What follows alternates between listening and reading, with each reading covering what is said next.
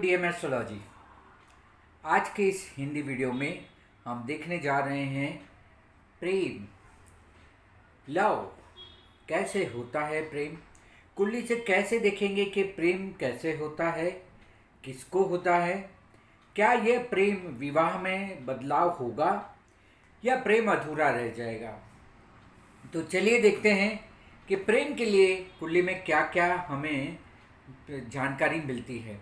अब हमें सबको पता है कि पंचम भाव जो होता है कुंडली का, वो हमारा पूर्व जन्म से जुड़ा हुआ रहता है।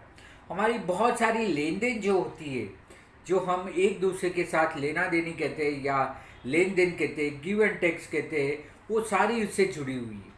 सो वहीं पे कहीं हमारा प्यार भी होता है। पंचम भाव को हाउस ऑफ क्रिएटिविटी भी कहा जाता है।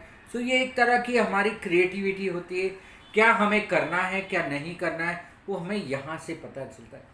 सबसे महत्वपूर्ण होता है कि प्यार जो चीज़ है, प्रेम जो चीज़ है, वो कहीं ना कहीं आपकी पिछले जन्मों में रह गई होती है, जो वापस से आपको जुड़ जाती है। और उस समय पे कोई ना ही कोई हालात होते, ना कोई चीज़ें होती, अपने आप दो लोग जुड़ जाते हैं और ऐसे लगता है जैसे जन्मों जन्म से एक दूसरे को जानते हैं। तो आइए चलिए देखते हैं कि क्या क्या चीज़ें हैं जिसे हम पा सकते हैं कि प्रेम विवाह या कुंडली में से लव अफेयर कैसे देखेंगे। अब बात करते हैं जब प्रेम की, तो शुक्र तो आना ही है क्योंकि शुक्र एक तरह का आकर्षण है। यह आकर्षण होता है जो एक व्यक्ति से दूसरे व्यक्ति के और एक संवेदनाओं की तरह जाता है और उसको खींच के ले आता है। इतने सारे लोगों में से हम क्यों किसी एक से प्यार करते हैं, ज़्यादा प्यार करते हैं, ये शुक्र का है। शुक्र है, चंद्र है, चंद्र हमारा मन है। शुक्र को देखेंगे, फिर चंद्र को देखेंगे, अपने लग्न और लग्नेश को देखेंगे। पंचम भाव तो मैंने पहले ही बताया कि वो भी आपसे जुड़ा हुआ है। सप्तम भाव इसलिए जुड़ेगा कि क्या यही व्यक्ति से आप शादी करने वाले हैं, तो वो सप्तम भाव भी आपको देखना है। नौवां भाव देखना है कि क्या यह प्रेम अधूरा रहने वाला है और इस प्रेम को आपको और आगे के जन्म में प्राप्त होने वाला है। बहुत से समय ऐसा होता है 3, 4, 5 साल एक साथ रहते हैं, प्रेम रहता है पर शादी तक नहीं पहुंचता है। तो उनकी जो ये अधूरी रह गई है प्रेम कहानी, क्या वो आगे चल के जुड़ने वाली है, तो उसके लिए नवा भाव भी देखेंगे। सो इस तरह से हमारे पास क्या क्या आया, तो शुक्र आया, चंद्रमा आया चंद्रमा देखना है, लग्न को देखना है, पंचम भाव को देखना है और सप्तम भाव को देखना है। किस तरह से देखना है, कैसे जोड़ के देखना है, वो अब हम आगे देखेंगे। जिनकी कुंडली में चंद्र और शुक्र की युति होगी या चंद्र शुक्र का परिवर्तन होगा, चंद्रमा शुक्र की राशि में, वृषभ राशि में उच्च का होता है या तुला राशि में स्थित होगा, तो ऐसे लोगों को अपनी भावनाओं, संवेदनाओं को दिखाने का या जताने का काफ़ी अच्छा मौका मिलता है और ये लोग प्रेम में सफल होते हैं। चंद्र शुक्र बहुत जरूरी है। चंद्र नेपच्यून, देखिए नेपच्यून जो ग्रह, आप मेरा नेपच्यून का वीडियो जरूर देखें जिसमें मैंने कहा है कि नेपच्यून यह आधुनिक शुक्र है। शुक्र का ही एक बड़ा फल आपको नेपच्यून देता है। चंद्र शुक्र ये भी एक प्रेम विवाह या प्रेम में आकर्षण में होने का एक योग है। यदि नेपच्यून सप्तम भाव में है तो भी आप किसी से आकर्षित होंगे, आपके सामने जो लोग आपको मिलते जुलते उसी में से आप आकर्षित होंगे और उससे आप विवाह करेंगे। 5th हाउस और 7th हाउस, पंचम भाव और 7वें भाव का यदि परिवर्तन है तो निश्चय ही आपका प्रेम तब्दील होगा शादी में। यदि पंचम भाव का स्वामी सप्तम भाव में बैठा है तो आपका पुराना प्रेम आपको शादी में तब्दील कराएगा। सप्तम भाव का मालिक यदि पंचम भाव में स्वयं सिर्फ बैठा है तो आप शादी अपने ही कोई पुराने दोस्त, यार या साथ में सहपाठी होंगे उसके साथ करेंगे। तो ये पंचम सप्तम का परिवर्तन या पंचम भाव का स्वामी सप्तम भाव में या सप्तम भाव का स्वामी पंचम भाव में हो, ये भी एक बड़ा सा योग करता है। अब पहला, 5वां, 7वां और 9वां, अगर ये 4 भाव है, एक तो त्रिकोण आ जाता है, ठीक है, 159 तो हम जानते ही है। इसमें यदि सप्तम भाव जुड़ा तो समझ लीजिए कि आपके साथ जो जीवन निर्वाह करने वाला है, आपकी पत्नी या आपके पति, तो ये आपको आपके ही कुछ पुराने कर्मों से या भाग्य से मिलने वाला है। जैसे हम कहते हैं सप्तम भाव और नवम भाव का परिवर्तन हो तो आपका भाग्योदय आपके स्पाउस या पत्नी या पति से होने वाला है। ऐसा ही अगर पहले भाव का, पंचम भाव का, सप्तम भाव का और नवम भाव का आपस में एक दूसरे से परिवर्तन है तो भी आप उन्हीं व्यक्ति से जुड़ेंगे जिनके साथ आपका पिछले जन्म में कुछ लेन देन रह गया है। अब बात आती है मंगल और शुक्र की। देखिए इसे आकर्षण योग कहते हैं। मैंने वीडियो भी बनाया है मंगल शुक्र का आकर्षण योग। बहुत ही बेहतरीन योग होता है। जैसे हम कहते हैं कि मंगल है वो आग है और शुक्र है घी है। इनके अंदर प्रेम की ज्वाला सदा जलती रहती है।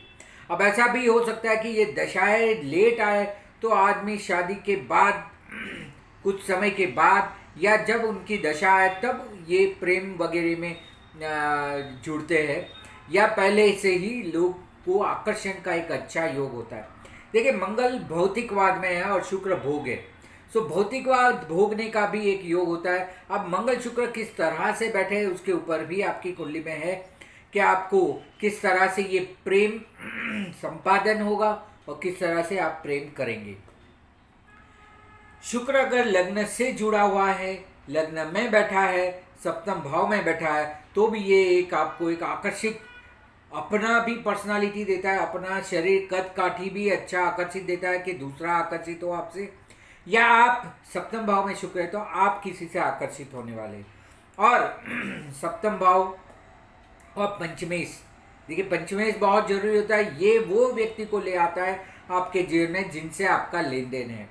तो इसीलिए आपको मंगल है, शुक्र है, चंद्र है, सप्तम भाव है, पंचम भाव है और लग्न से, इसमें भी अगर आपस में कहीं कोई मिलजोल है, युति है, तो भी आपको प्रेम वगैरह में अच्छा योग है। शुक्र का तो मैंने बताया है कि शुक्र लग्न में बैठा हो या शुक्र लग्नेश के साथ बैठा हो तो आपको एक आकर्षित योग देता है, बंधारण देता है। इससे आप लोग आपकी तरफ आकर्षित होते हैं। और शुक्र मंगल बहुत ही तेज होता है। अब ये बात ऐसे अलग है कि मंगल शुक्र वालों को एक से संतुष्ट नहीं होते, वो बार बार प्रेम में होते। बहुत से समय आपने देखा होगा कि मंगल शुक्र वाले कुंडली जिनकी योग में है तो वो पहले प्यार में पड़ते, वहाँ निष्फलता करके दूसरे तीसरे। अब ये मंगल शुक्र को यदि गुरु देख रहा है तो आपको एक ही संबंध जुड़ेगा और इससे आप लंबे अरसे तक चलेंगे। और यही मंगल शुक्र के ऊपर राहु या शनि या कोई पाप ग्रह की दृष्टि तो आप प्रेम में बार बार निष्फल होंगे और बार बार आपको प्रेम की ओर जाना पड़ेगा।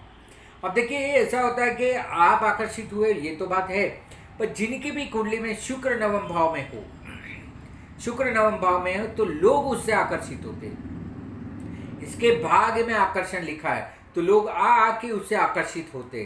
सो एक तो ऐसा होता है कि आपका इन्वॉल्वमेंट लग्नेश, पंचमेश, सप्तमेश या नवम का अधिपति अगर जुड़ा हुआ है तो आप उस तरह जा रहे हैं, आप प्रेम की ओर जा रहे हैं और कोई पात्र को आप पा रहे हैं और फिर प्रेम हो रहा है।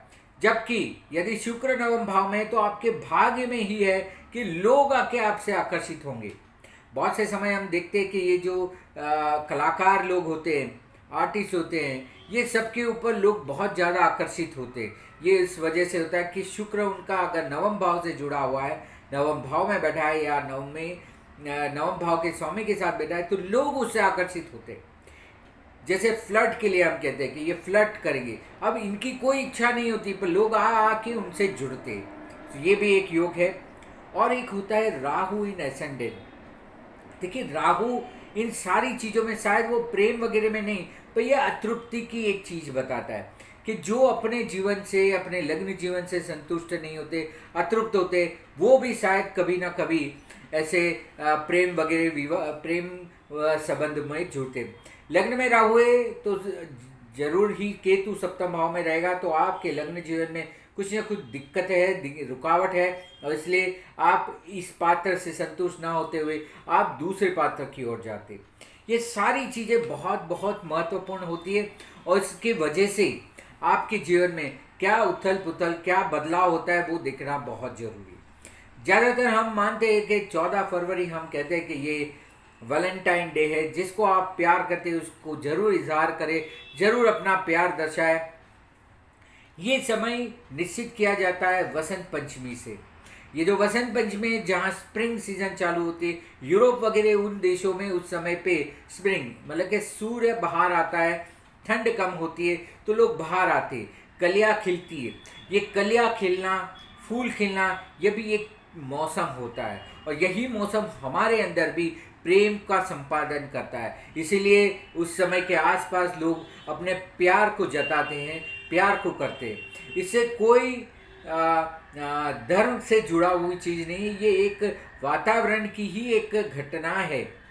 इसी वजह से उस समय के आसपास लोग प्यार वगैरह में ज़्यादा आते हैं, क्योंकि सीज़न है। जैसे घर में है, बहुत ठंड वगैरह थी, घर में रहते हैं, अब बाहर निकलेंगे, लोगों को मिलेंगे करेंगे तो आपस में एक व्यवहार बनता है। सो इस तरह से आपके अंदर भी देखिए कि प्रेम विवाह का योग है कि नहीं। जैसे मैंने आपको बोला, आपका लग्नेश पंचमें, सप्तमें और नवम भाव में आपसी में अगर संबंध जुड़ रहा है, एक दूसरे की युति दृष्टि कर रहे, तो जरूर ही आपको आपके प्यार में सफलता मिलेगी। यदि पंचम भाव और सप्तम भाव का परिवर्तन है, आपको प्रेम में सफलता जरूर मिलेगी।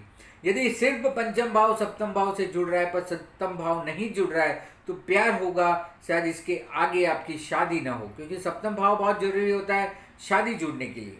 और चीज़ें जो होती है वो आपका पंचमेश, देखिए सप्तम भाव पंचम भाव दोनों में कारक गुरु ही है, वो शादी के बाद की बात है। पर शादी होने के पहले, प्यार होने के समय पे ये पंचम भाव का स्वामी और सप्तम भाव का स्वामी बहुत जरूरी है। यदि ये शुक्र ही है, यदि ये मंगल है, तो आपस में आकर्षण जरूर उत्पन्न करेंगे और आप उसी पात्र से शादी करेंगे जिससे आपको प्यार हो। अब ये ड्यूरेशन मायने नहीं रखता है, प्यार कभी कभी 2 दिन का, 4 दिन का, कुछ दिनों का भी होता है और कभी कभी ऐसा होता है 5-5, 10-10 साल प्रेम में रहने के बाद भी शादी नहीं होती। सो ये जरूरी है कि उसके साथ साथ आपकी दशाएं भी जुड़े। तो ये सारी चीज़ें देखते हुए आप देखें कि आपके अंदर शुक्र मंगल कैसा है, आपके अंदर चंद्रमा कैसा है, क्या उस फीलिंग को आप समझ पाएंगे, आपका लग्नेश कितना शुद्ध है। अगर लग्नेश शनि जैसा है, लग्नेश मंगल जैसा है, तो ये एक अतृप्त और अशांत व्यक्ति रहते हैं। तो इनको वैसे भी अगर एक रिलेशन में, एक संबंध में शांति नहीं मिली तो प्रेम में कैसे मिलेगी। इनको हर चीज़ में जल्दबाजी होती है, जल्दबाजी में ये चीज़ें नहीं होती। सबसे पहले अपना पंचम भाव देखें कि आपको लेन देन कैसी है। तो इसी तरह से प्रेम विवाह, प्रेम संपादन, ये सब में कैसे सफलता है, सफलता नहीं है, वो आप खुद जान सकते हैं। तो मेरा ये कर्तव्य था कि I have to show you कि किस तरह से कुंडली में प्रेम विवाह, प्रेम संबंध, ये सब देखना चाहिए। तो वो मैंने आपको बताया। सो इसी तरह से आप अपनी कुंडली को देखिए। इस वीडियो को ज़्यादा से ज़्यादा लोगों में शेयर कीजिए ताकि लोगों को भी पता चले कि उनका प्रेम है वो कितना सफल होने वाला है। तो इसी के साथ इस चैप्टर को, इस टॉपिक को यहाँ पे विराम करते हैं। ज़्यादा जानकारी के लिए यहाँ दिए हुए नंबर पे आप संपर्क कर सकते हैं। बाकी आप मेरी चैनल DM एस्ट्रोलॉजी को लाइक कीजिए, शेयर कीजिए, सब्सक्राइब कीजिए। धन्यवाद, नमस्कार, नमस्ते।